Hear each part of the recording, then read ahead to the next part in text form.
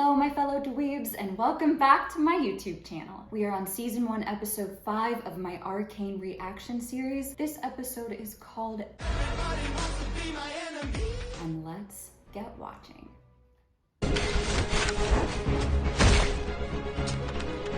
Is this younger Kate?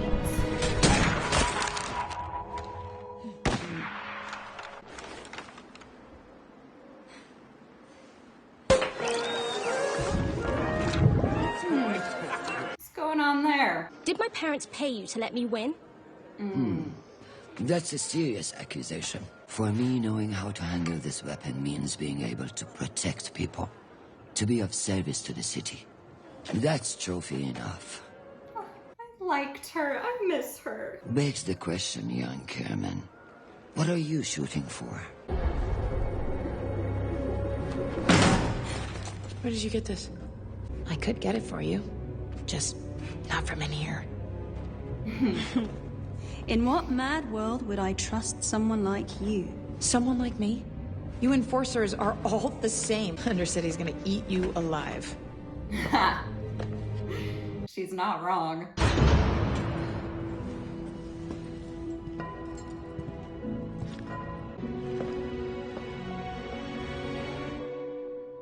All right, people, now we're talking. Let's go! Let's see, how many characters do we know now? I will never get over what I called him in episode 3. Oh, you guys, I think we know all of them now. Oh, except that one from last week. I think that's the only character that we don't quite know yet. Prediction. It's Echo. Small prediction. The Firelights have been a thorn in both our sides. They ambushed my shipment at the Hex Gates on the same day as the attack. It seems to me the Council has its culprit. Oh, that's tidy for you. What if I'm not interested in playing along? You sure you don't want to confer with the other councilors before? This corruption runs deep, Sheriff. I intend to root it out. I love this room. They call themselves Firelights. They operate like phantoms doing hit and runs on civilians and disappearing. Victor, you all right? A headache. I need to get to the lab. I just want to give him a hug. I want to give everyone in the show a hug. Woo! Oh no.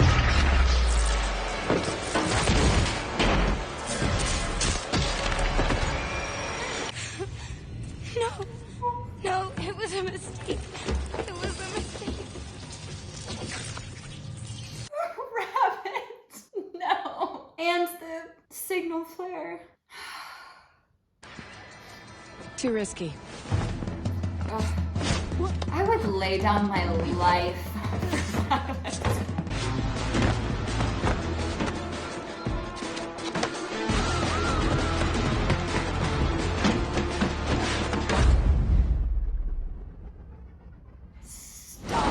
Such a great shot.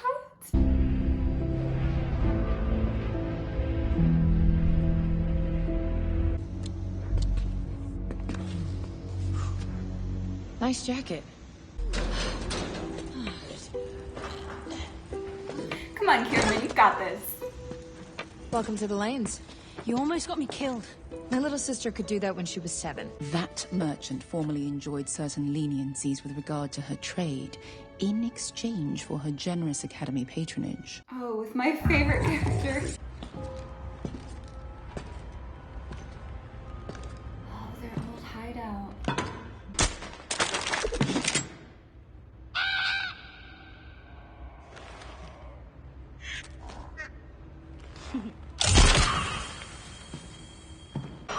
What makes you different? Makes you strong.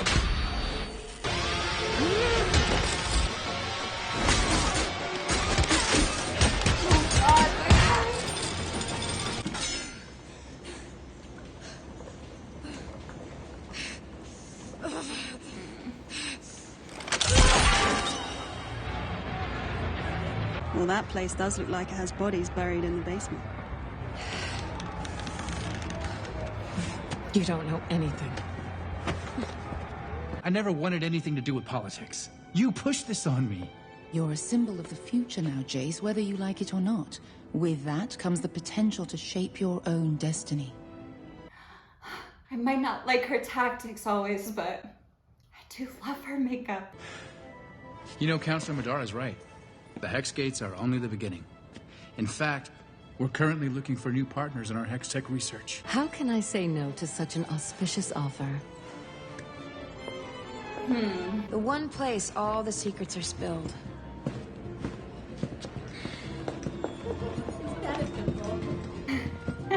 Exactly. Do you propose we go about this?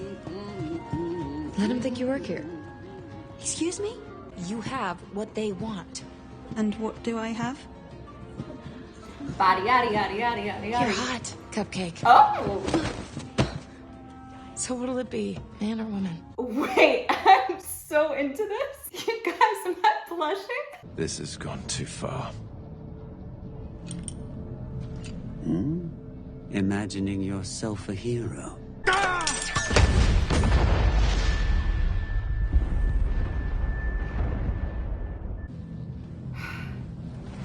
was like, did that really just happen? Sweetheart, I was real sad to hear about Vander. And the kids. Oh. Just terrible. By the looks of it, no one down here lifted a finger to stop Silco.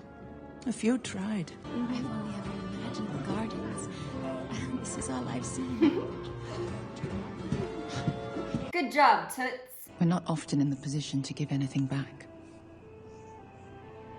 I couldn't have done it without you.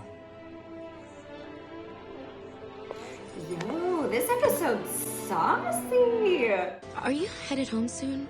I thought we could walk together. I'm, probably going to sleep here tonight. Again? You know, there's always tomorrow, right? Good night, Miss Yang. I remember her from the last episode. She kind of slid past him, and I thought she was brushing him off, but maybe she was just being shy.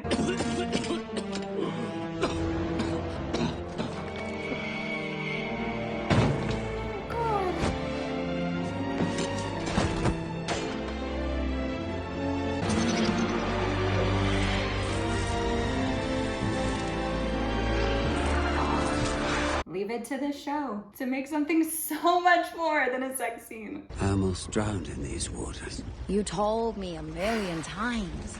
Vander wasn't the man you thought he was. Right. He was like a brother to you, and he turned his back and... Like a brother. You need to let Powder die, so the fear of pain will no longer control you.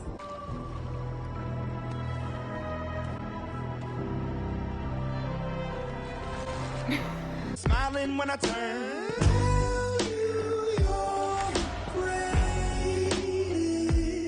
I don't know what Imagine Dragons looks like. If they've like turned them into characters for this show. Come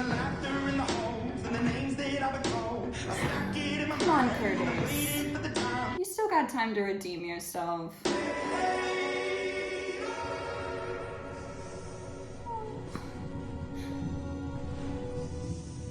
Okay, not dead though. Thank God. How much time do I have?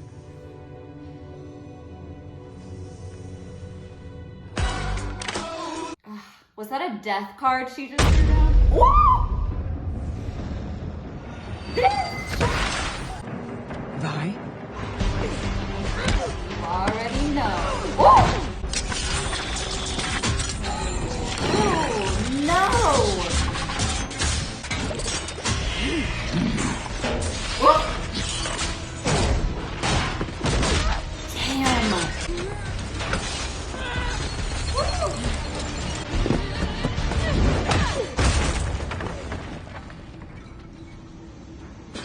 The things these people can survive. You mean Jinx?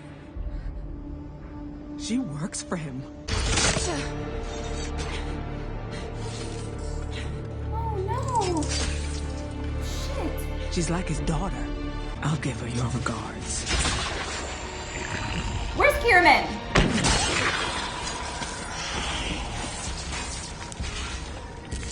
Is that our girl? We learned what we shooting for today! For Bay. Why did you let her go? Do you ever say thank you? You're an all right shot. I'm an excellent shot. You gonna help me out, Cupcake? Stop calling me that. But you're so sweet. Like a cupcake. Shut up. I'm obsessed with them. If anyone can figure this out. Oh no, not the bunny!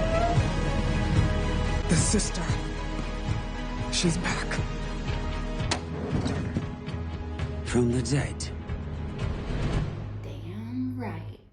You guys, my brain cannot comprehend how this show just keeps getting better and better. Every episode, I think there's no way they can keep this up. There's no way they can possibly keep an audience so engaged and just get increasingly better every single time.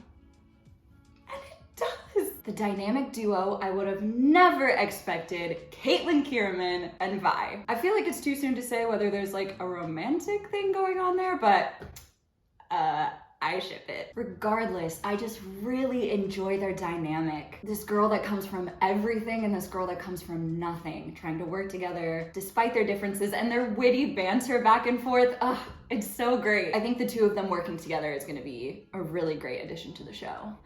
And Victor was sick, you guys. I knew it. That cough from last week. You do not make a character cough in a show unless something bad is gonna happen to them. And I was really glad to see that despite Jace's new position and his relations with Medarda, that he still was there by Victor's side as soon as he heard something had happened. When it comes to Jace and Medarda, I'm very am I saying that right? God, I need to keep a list of character names for this show because I feel like I butcher at least one each week. Maybe I'll just look it up.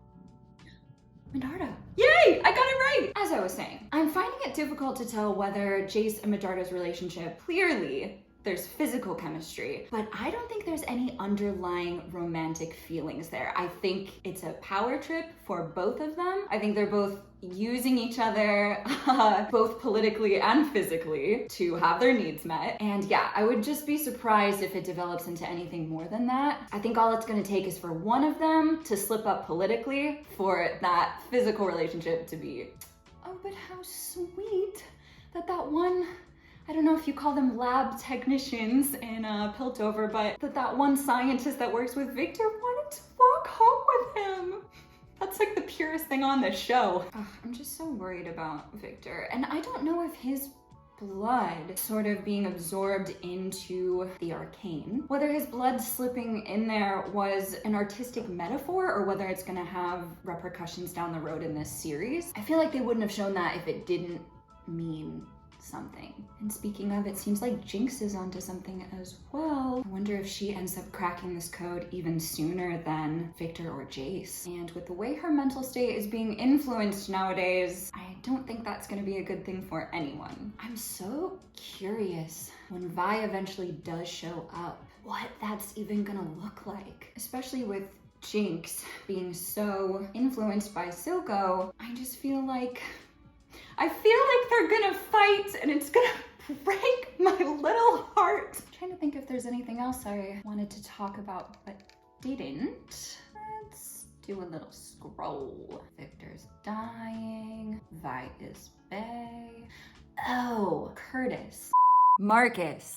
If you would have asked me from episode 1 about his character, I would have said he was a lost cause. But I think in this episode we saw little glimpses. And I think even from episode 3, we saw glimpses that he knows what he's doing isn't right. I remember he said distinctly to Silco, this is not what we had agreed to. And I think Silco just keeps pushing his limits, and he's one of our biggest resources to the top side that could potentially take down Silco's entire operation, or at least get the truth out there. What I worry about with that is what would happen to Jinx. You guys, between Jinx and Vi and Caitlin and Victor, I feel like they're not all making it out of this alive, and whichever one of them goes, I will just cry for the rest of my life. As always, my fellow dweebs, thank you so much for watching. Thanks for being a subscriber. What do I always say? you so much for watching. Be sure to give this video a thumbs up if you enjoyed and subscribe to my channel for new reactions every week. And if you would like access to full-length reactions, early release to my videos, and a whole bunch of other fun stuff, check out my Patreon page, patreon.com/AliciaDweeb. And I will see you dweebs later.